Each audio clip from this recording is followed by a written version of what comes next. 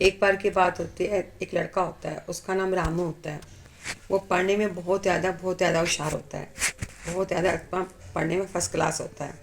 मगर वो लड़का कंजूस बहुत होता है, हद से ज़्यादा कंजूस होता है। तो उसकी इस कंजूसी से सब लोग बहुत भी परेशान भी रहते हैं, हाँ भी ये हद से ज़्यादा कंजूस है, ये है वो है। खैर कोई बात नहीं, अच्छे स्कूल में पढ़ रहा होता है, सब कुछ अच्छा चल रहा होता है, मगर कंजूस बहुत ज़्यादा ही होता है। खैर कोई बात नहीं, कुछ समय बाद उसकी शादी हो जाती है। शादी हो जाती है तो उसकी पत्नी का नाम रानी होता है। वो बहुत पढ़ी लिखी होती है, काफ़ी पढ़ी लिखी होती है, सर्विस वाली होती है। वो भी कभी कभार अपने पति से परेशान हो जाती थी, हाँ भी मेरा पति बहुत कंजूस है, ये है वो है।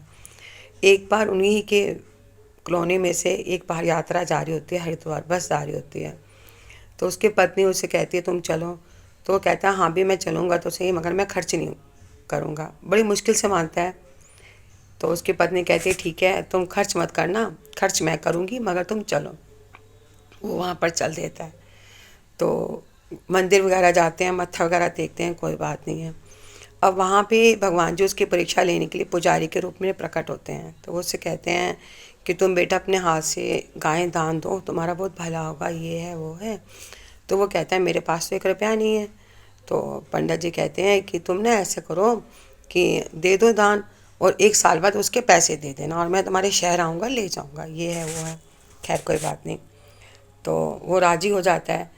तो कहते हैं 1 साल बाद कौन आएगा, कौन देखेगा, ये है करके वो बड़ा खुश होकर हाँ भी गायें कर देता है दान। तो खैर कोई बात नहीं, अब वो अपने शहर आ जाता है। शहर आने के बाद 1 साल हो जाता है, फिर भगवान जी पुजारी के रूप में उसी के दरवाजे पर आते हैं, और अपने 500 रुपये उनकी पत्नी सामने आती है रानी, उनसे कहते हैं कि आपके ऐसे ऐसे पति ने वहाँ पे दान दिया था, और मुझे 500 रुपये दान चाहिए वो। तो पत्नी कह देती है भी मेरे पति जी तो है नहीं है घर पर। खैर वो दूसरे दिन आते हैं, दूसरे दिन भी मना कर देती है। तीसरे दिन वो पति बड़ा परेशान, भी मैं कब तक ऐसे घर से गायब भी रहूँ।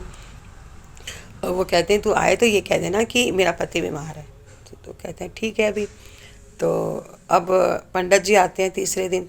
तो रानी कह देती है वो तो बहुत बीमार हैं। तो कहते हैं ठीक है मैं अंदर आता हूँ, देखता हूँ, आशीर्वाद देता हूँ। अब वो पंडित जी अंदर आते हैं। तो अंदर आकर देखते हैं तो बीमार एकदम लेटा होता है। तो कहते हैं चलो तुम्हें ले चलते हैं, डॉक्टर के पास ले चलते हैं। अब डॉक्टर के पास पत्नी कहती है अरे मान जाओ, 500 रुपये दे दो। कहता है मैं नहीं दूंगा, मेरे बस की नहीं है ऐसे करना। खैर कोई बात नहीं। अब पंडित जी से हॉस्पिटल लेके जाते हैं तो डॉक्टर ये कह देता है कि तुम्हें तो आईसीयू में भर्ती करना पड़ेगा।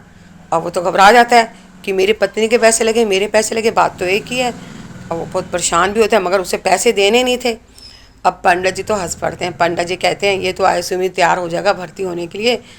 ठीक है बेटे तू खड़े हो जा, चमड़ी जाए पर दमड़ी ना जाए, मुझे मालूम है तूने पैसे नहीं देने और तू बिल्कुल सही है।